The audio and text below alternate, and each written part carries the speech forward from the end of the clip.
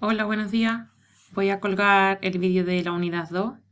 No lo he colgado a la misma vez porque estoy bastante lía con el tema de online y eso, pero bueno, ya los próximos intentaré hacerlo a la misma vez para que os sirva de ayuda. De todas maneras, como sí que tenéis los temas colgados y las autoevaluaciones, pues bueno, después el vídeo sirve de repaso, que tampoco está mal, ¿vale? Bueno, creo que sí es importante que vaya colgando los vídeos. Por lo tanto, aquí tenéis el de primeros auxilios. En este segundo tema, en la segunda unidad, vamos a ver cómo va a ser la prevención en los primeros auxilios, qué es un accidente, los distintos tipos de accidentes más comunes que hay, son domésticos, de tráfico, deportivos. Vamos a ver el protocolo de actuación en todo tipo de emergencias y de accidentes, que es el protocolo PAS.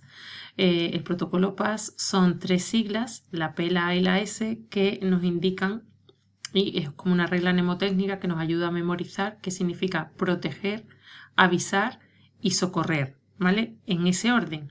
Entonces vamos a ver cómo se lleva a cabo este protocolo PAS y por último el traslado en las emergencias sanitarias, los distintos tipos de vehículos que disponemos en sanitaria, etcétera, ¿vale?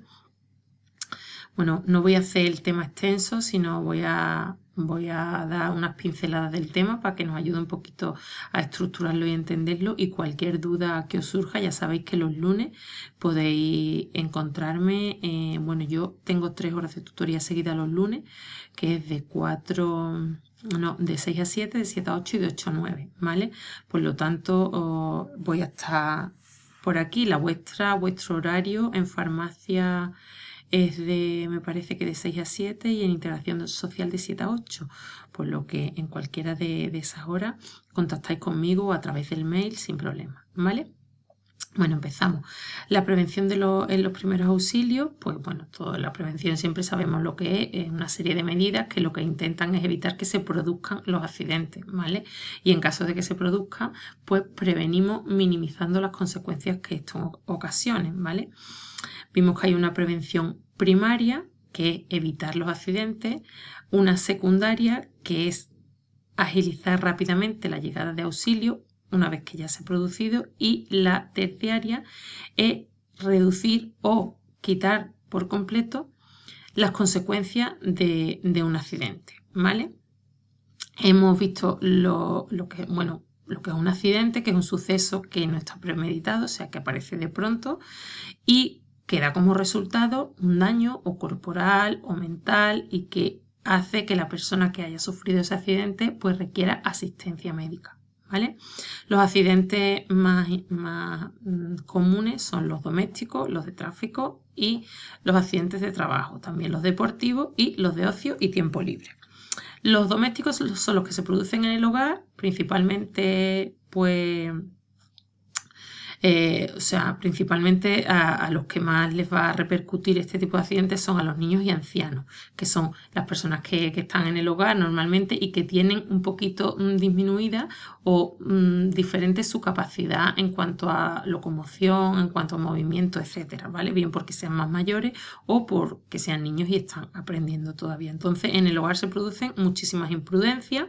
Las principales lesiones son cortes, hemorragias, quemaduras, golpes o caídas, atragantamientos, etcétera, ¿vale? Entonces, esos serían los domésticos. Luego están los de tráfico, que están catalogados como una de las 10 primeras causas de muerte en el mundo, generan muchas lesiones y pueden deberse a 2 tipos de factores, ¿vale? Factores humanos y factores no humanos. Los factores humanos serían, pues, factores que nos repercuten, o sea, problemas de nosotros, como puede ser distracciones, la toma de medicamentos, el estado emocional, el cansancio, el sueño, etcétera. Y los no humanos son aquellos que no dependen ya de nosotros, como puede ser el estado del vehículo, el estado de la carretera, puede ser también la climatología, bastante importante, ¿vale? Entonces, dentro de los accidentes de tráfico, pues la mortalidad, el patrón de la mortalidad se distribuye en 3 fases, ¿vale? La primera fase, la mortalidad es del 10%. O sea, en la primera fase es cuando una persona fallece de manera inmediata tras un accidente. esta primera fase no se puede modificar porque ahí no podemos entrar nosotros como socorristas o como auxiliadores, ¿vale? Para hacer nada porque la persona ha fallecido en el momento. Entonces, en ese 10% de las defunciones no podemos hacer absolutamente nada, ¿vale? La primera fase es inamovible. La fase 2, en la fase 2 ocurren el 75% de las muertes, es decir, la mayoría de las muertes ocurren en la fase 2 de un accidente de tráfico. La fase 2 se da sobre todo en las primeras horas después de que se haya producido el accidente. Y sí que se puede modificar, porque si actuamos en esas primeras horas, a lo mejor una persona no fallece, ¿vale? Entonces es modificable esta segunda fase.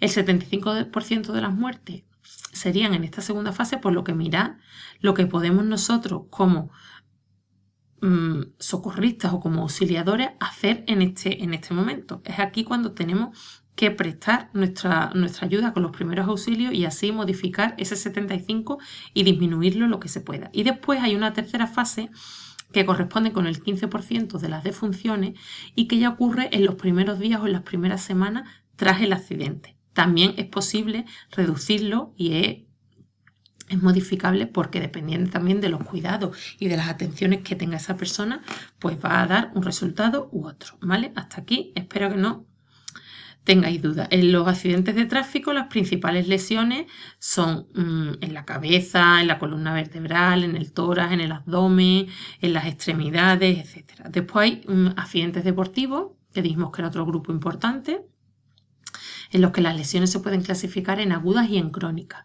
Las agudas son las que aparecen en el momento, pues te has partido un pie porque te has dado un golpe, te has hecho un esguince, cualquier inflamación que ocurre en el momento, y las crónicas son aquellas que se han producido por un sobreesfuerzo o por la repetida o la continuación de un mismo ejercicio en el tiempo, ¿vale? Esos serían los accidentes deportivos. Normalmente pues pasan a varones jóvenes que son los que más practican el deporte o a personas jóvenes en general y se localizan mucho en las extremidades y en la espalda, ¿vale? La climatología también es muy importante cuando hablamos de lesiones deportivas, ¿vale? Ahí dice las principales causas, que ya las he dicho. Y ahora comenzaríamos con lo que es el protocolo PAS en los primeros auxilios, que he dicho que es un protocolo de actuación, ¿vale? Que tenemos que llevar a cabo a la hora de socorrer en un accidente, ¿vale? Entonces, lo primero que debemos ver, prioridades de actuación, la conducta PAS. Tras la llegada de la persona al lugar del accidente, pues el socorrista lo que debe es de mirar bien todo lo que les rodea, ¿vale? Para detectar si existen riesgos o más peligros para la persona accidentada o también para los que están alrededor como socorristas y voluntarios, ¿vale? Ese sería lo que sería la P, la proteger, ¿vale? La palabra proteger. Después, una vez que ya hemos visto y es que está todo controlado, tenemos que avisar al 112, la A, avisar, ¿vale? Al sistema de emergencia, al 112. Y por último, pues poner en práctica nuestros conocimientos sanitarios en primeros auxilios y socorrer, ¿vale? Entonces, empezamos. Proteger, ya lo hemos dicho muchas veces, no solamente tenemos que proteger a la persona que tiene el accidente, ¿vale? Sino también autoprotegernos a nosotros mismos para que el daño no sea mayor, ¿vale?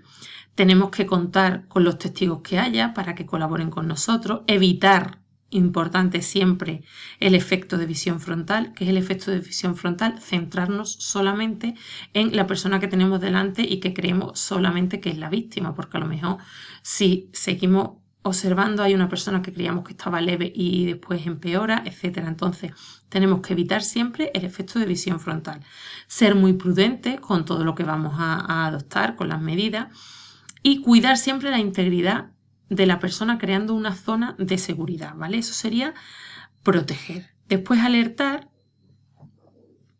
Lo que tenemos que hacer, pues eso, cuando hablamos de alertar, es simplemente avisar a los servicios de emergencia. Una vez que los avisamos, lo más rápidamente posible, para que se active ese servicio y dar la mayor cantidad de datos que podamos dar en ese momento. Cuántas víctimas hay, qué es lo que les ha pasado, dónde estamos, cómo, etcétera. O sea, todo para que ellos tengan constancia de qué es lo que realmente pasa y manden los medios que consideren oportunos, ¿vale? Y socorrer, que es la tercera fase, es la que se pone en marcha una vez que ya hemos avisado a los servicios. Tratamos de tranquilizar y calmar a los heridos diciendo que ya hemos pedido ayuda, que está en camino y dependiendo de lo que nosotros sepamos, pues actuaremos en consecuencia. Realizaremos una evaluación inicial que tiene que ser muy rápida, tiene que ser en minutos para que veamos que hay heridos que a lo mejor necesitan más de nosotros que otros, etcétera, ¿vale? Eso se llama triaje y atenderemos, por supuesto, siempre a los más graves. Recopilaremos todo tipo de información sobre las víctimas y sobre los procedimientos, la situación de los heridos. La tenemos que comprobar con regularidad, todo hasta que lleguen los servicios de emergencia y siempre teniendo en cuenta la manipulación que tiene que ser pues con mucho cuidado, ¿vale? Ese es el protocolo PAS, súper importante en los accidentes, ¿vale? Y debemos de tenerlo en cuenta. Vamos a ver, empezamos ahora con lo que sería proteger, la P de proteger, aunque ya lo he dicho hace un momentito. Cuando hablamos de las medidas de protección que dijimos, de poner el espacio seguro tanto a las víctimas como a nosotros mismos, es conveniente que veamos que no es lo mismo el lugar del accidente. Es decir, si un accidente ocurre al aire libre o en un espacio público, no es igual que si ocurre en el domicilio. En el espacio público va a haber mucho más testigos, mucha más gente a lo mejor que nos puede ayudar y colaborar y además hay también mucha gente que lo que hace es interponerse un poco, ¿vale? Entonces hay que distribuir tareas, pues que aquello no sea un poquito caos, ¿vale? El domicilio es complicado porque normalmente pues estamos solos, ¿vale? Y entonces pues hay distintos tipos de protocolo. El protocolo 1 hay que localizar una zona que sea adecuada para nosotros actuar, que el aviso lo realicen familiares o vecinos y realizar nosotros una valoración inicial. Y estamos solos, ¿vale? Aquí está todo el protocolo, que yo creo que está bastante claro. Proteger al accidentado, siempre nos protegemos de agentes infecciosos, pues lavándonos las manos, colocándonos medidas de protección como mascarillas y guantes, no estar en contacto con heridas abiertas, etcétera, nosotros y también los accidentados, ¿vale? Y siempre tener en cuenta esa cadena epidemiológica de la que hablamos siempre, porque conociendo esa cadena epidemiológica sabemos cómo se transmiten las enfermedades infecciosas y dónde debemos de prestar nuestra solución, ¿vale? Para evitar cualquier tipo de contagio. Hasta aquí yo creo que está bastante claro. Organizamos el escenario, pues en la zona que se produce un accidente, ya estamos hablando, por ejemplo, de accidentes de tráfico, no en la zona, no en el domicilio, ¿vale? Sino en otro tipo de accidentes que se producen en el espacio público. Tenemos que delimitar bien la zona y acotarla. Y hay 3 perímetros que se establecen: el interno, el medio y el externo. El interno es el de intervención o rescate, ¿vale? Que es donde se produce el triaje de las víctimas. El medio es donde se establece el puesto médico avanzado, que ya una vez que hemos visto cómo son las víctimas, pues ahí estarían los médicos donde los atienden. Y después hay un perímetro externo, que es una zona de seguridad donde están las personas que no han resultado dañadas en el accidente, ¿vale?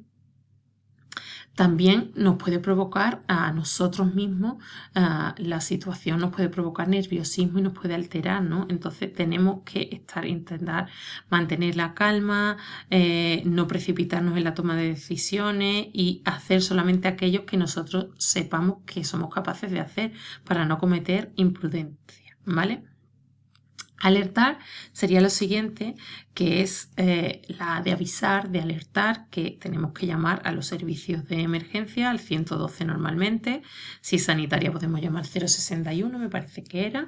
Y bueno, y tenemos que dar pues la mayor cantidad de datos posibles sobre lo que ha pasado. ¿Qué ha pasado? ¿Dónde? ¿Cuándo? cuáles son las víctimas, cómo están, qué tipo de ayuda necesitamos, si necesitamos bomberos, policías, si solamente necesitamos sanitaria, etcétera, ¿vale? Vía telefónica nos la cogerá primero el centro coordinador de emergencia y nos tenemos que identificar y decir, pues eso, lo mismo, todo lo que ha pasado, ¿vale? Y por último, socorrer. Socorrer es el último paso del protocolo PAS, ¿vale? Y que se hace referencia ya a lo que sería pues la actuación nuestra propiamente dicha, ¿vale? Entonces,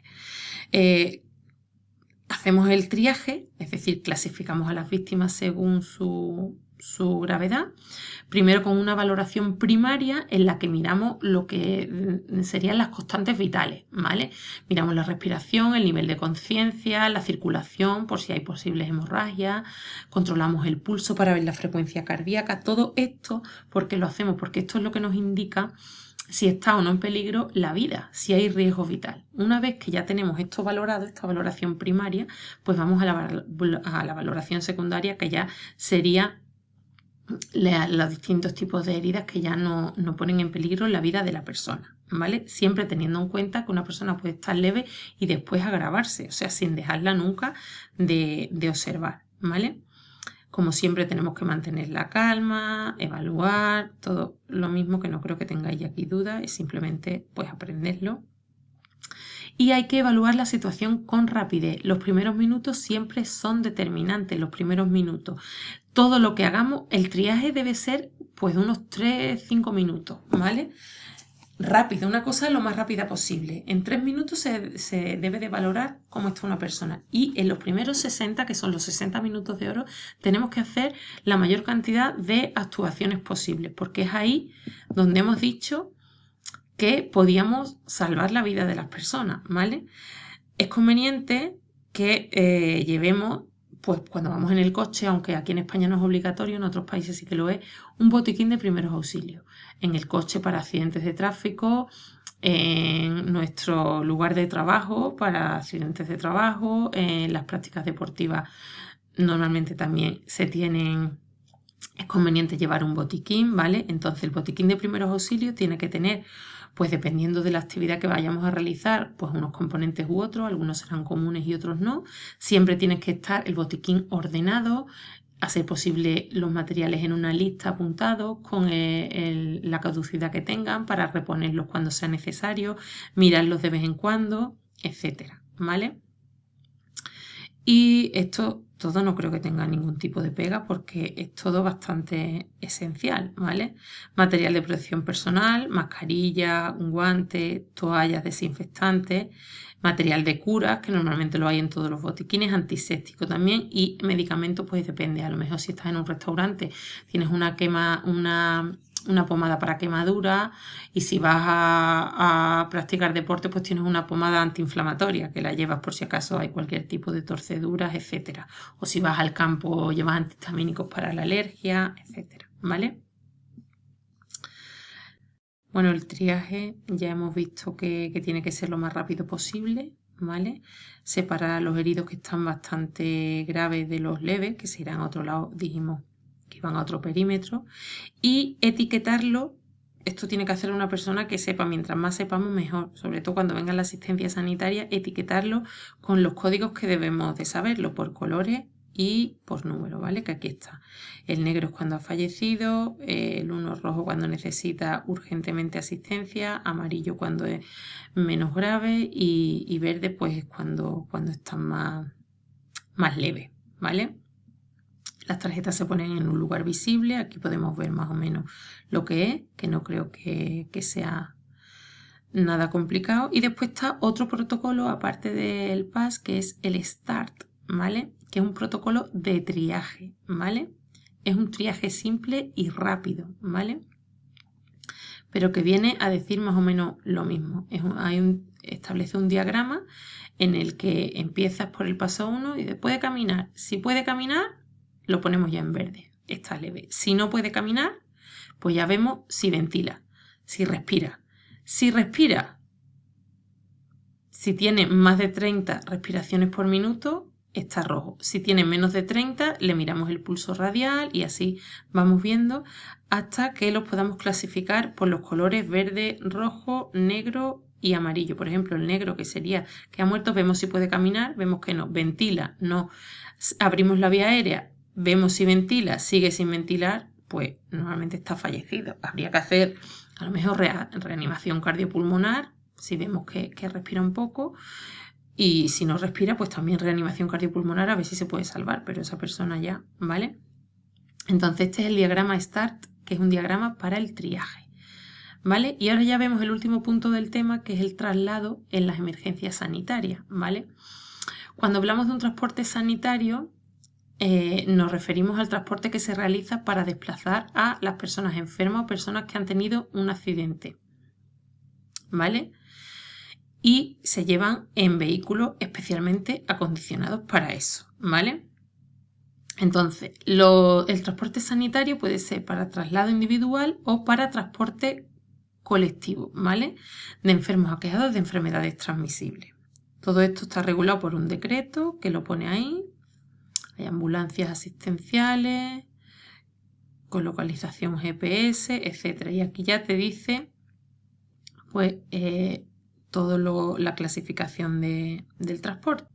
Entonces, los transportes sanitarios se pueden clasificar según distintos criterios. Según la urgencia del paciente, pueden ser emergentes, necesitan prioridad y actuación rápida. Urgente es que posiblemente puede haber riesgo vital, pero puede demorarse minutos, incluso horas. Y demorable es que no es una cosa demasiado urgente, sino que requiere una asistencia, pero no inmediata. Según el medio de transporte que utilicen, puede ser terrestre, por las ambulancias, los coches, aéreos, helicópteros, y los marítimos son embarcaciones, barcos hospital, ¿vale?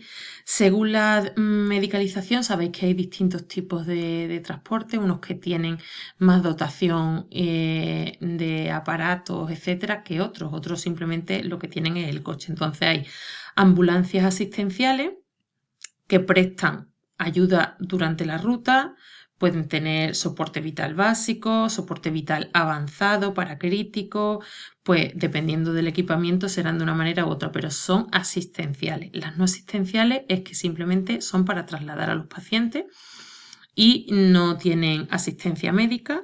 Para transporte colectivo son para transportar a enfermos que no son urgentes y que no tienen patologías infectocontagiosas, ¿vale? Por ejemplo, los enfermos que necesitan diálisis, pues hay una ambulancia que los recoge por todas las casas hasta que llena a lo mejor a 10 personas y se los lleva al hospital y luego los vuelve a traer. Los helicópteros son para traslados primarios y secundarios emergentes en zonas alejadas de hospitales, ¿vale? Que no hay otro. Y después, según el objetivo del transporte, puede ser primario, desde el lugar en el que se produce la emergencia extrahospitalaria hasta el hospital, secundario, de un centro sanitario a otro, o terciario, dentro del propio centro sanitario. Tenemos que coger y transportar al paciente de un sitio a otro, ¿vale? Hasta aquí, diversos tipos de vehículos. Aquí simplemente tenéis que saber, pues, las ambulancias cómo son, cómo se llaman, el personal que requiere que vaya dentro según el tipo que sea, el equipamiento y los traslados que se hacen en esas ambulancias. Simplemente no creo que tengáis ninguna duda porque viene ahí bastante claro. Aquí vienen algunas fotos y te lo explica más detalladamente, ¿vale?